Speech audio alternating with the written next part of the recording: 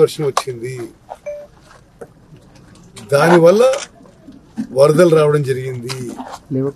వరదలు మొదలైన మొదటి గంట నుంచి, అతి భారీ వర్షం మొదలైన మొదటి గంట నుంచి ముఖ్యమంత్రి, ఉప ముఖ్యమంత్రి, రాష్ట్ర మంత్రివర్యులందరూ, ఎమ్మెల్యేలు, ఎంపీలు అందరూ కూడా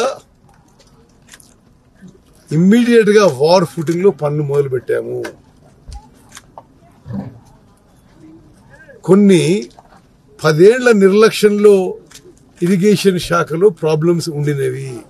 ఇప్పుడు మీరు బ్రదర్, నేను ఏమంటారంటే మిమ్మల్ని రిక్వెస్ట్ చేస్తున్నా, మీరు పోయేటప్పుడు ఆయన పెద్ద మాటలు మీరు రికార్డ్ చేసి చూపించారు. నేను అందరూ ఆ వీడియోలు కూడా చూసిన. ఓకే, ఎవరికి ట్రైనింగ్ ఇస్తున్నారు ఎట్లా మాట్లాడాలని. మీరేమంటారంటే, మీరు ఈ కాలు వెంబడి పోతూ కాలు చూసుకుంటూ పోండి. 10 ఏళ్ళు గవర్నమెంట్ ఎవరున్నారు? మేము వచ్చి 6-7 నెలలు అయింది. ఇంకోటి, గవర్నమెంట్ ఇరిగేషన్ శాఖలో మ్యాన్ పవర్ కూడా తగ్గిపోయి విషయం కూడా నిర్లక్ష్యం వహించని 700 మంది బీటెక్లని, బీఈలని అసిస్టెంట్ ఎగ్జిక్యూటివ్ ఇంజనీర్లుగా మేము రిక్రూట్ చేసి ఎల్లుండి వాళ్ళకి అపాయింట్మెంట్ లెటర్స్ ముఖ్యమంత్రి గారి ద్వారా ఇస్తున్నాం. అసలు కాలువల మానిటరింగ్ మీద, కాలువ మీద నడిచి పరిస్థితి ఎప్పటికప్పుడు తెలియడానికి లస్కర్ల సంఖ్య తక్కువ ఉండే 1800 మంది లస్కర్లను రిక్రూట్ చేస్తున్నాం. అంటే 700 మంది ఇంజనీర్లని, 1800 మంది లస్కర్లని మా ప్రభుత్వం రిక్రూట్ చేయాల్సి వచ్చిందంటే ఎంత గ్యాప్, ఎంత వేకెన్సీలు, ఏ విధంగా ఇరిగేషన్ శాఖకు నిర్లక్ష్యం గురి చేసిన వాళ్ళు ఈరోజు ఇది విమర్శించడం ఇది చాలా వికారంగా, వికృతంగా ఉంది. ప్రకృతి వైపరీత్యాల వల్ల, అతి భారీ వర్షం వల్ల జరిగిన నష్టంలో ప్రజలకి నష్టం జరిగింది. మేము బాధపడుతూ, చింతిస్తూ ఎంత మేరకు సాయం చేయాలో యుద్ధ ప్రాతిపదిన ఈ ఫ్లడ్ రిలీఫ్ మెజర్స్, ఈ ఫ్లడ్ డ్యామేజ్ రిపేర్స్ చేపట్టాము. ఈ కాలువలు ఎట్లున్నాయో మీరే ఒకసారి అట్లా పోతూ చూసుకుంటూ పోండి.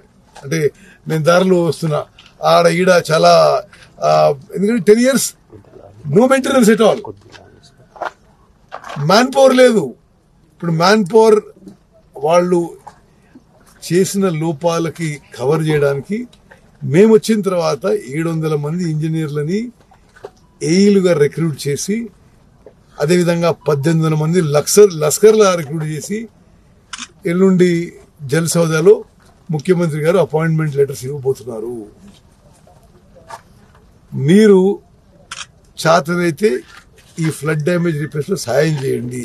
లేకపోతే మీరు అట్లీస్ట్ ఈ వార్ ఫుటింగ్ లో చేసే పనిని మీరు మరి అందరు కూడా, స్థానిక రైతులు అందరు కూడా, నాయకులు అందరూ కలిసి చాలా కష్టపడి రాత్రి పోలు పనిచేసారు. మీకు చెప్పాలి, మీరు చూసిండ్రు ఫ్లడ్ లైట్స్ పెట్టి పనిచేసినాం. రాత్రి కూడా ఫ్లడ్ లైట్స్ పెట్టి పని చేయించినాం. మరి ఈ పనులు పూర్తయ్యే దశకు వచ్చినాయి.